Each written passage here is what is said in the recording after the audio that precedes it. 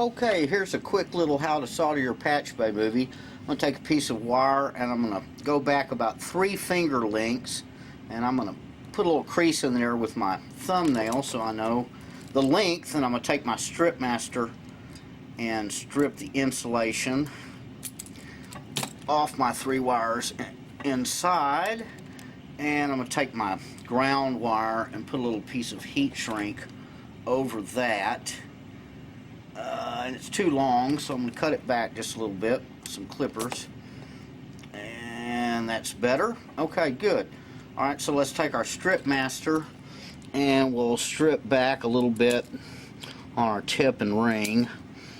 Now what we want to do, we want to tin these ends with solder. We want to put a little solder on them. You always want to have a wet sponge to clean your solder iron, and a little 60-40 resin solder from Radio Shack, and just touch it on there just like that, and that's all you need to do. Now I'm going to bend these wires just a little bit, about 90 degrees, so that they kind of stay in the solder eyelet when it's time for me to solder, which is right now. Now I'm going to take the tip and go right in there, put a little solder on it, and you want to have a hot iron. I suggest at least a 40-watt Radio Shack iron, because you don't want to wait. Now see, I moved that wire before it was cool. That's bad, don't follow that. Get your solder on there and let it cool off so you don't have a cold solder joint before you go to the next wire.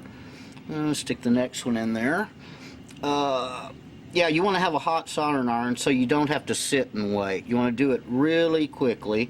I'm going to take my ground wire and place it in the solder eyelet and a little solder on, and that's all there is to it. Then I can cut off my excess if I choose with some snippers, and you can heat up the heat shrink. Don't use a lighter like me, that's dangerous. Use a hair dryer gun, and there we go. You can also put a little heat shrink around the top like that, and that's it. That's how you solder your patch.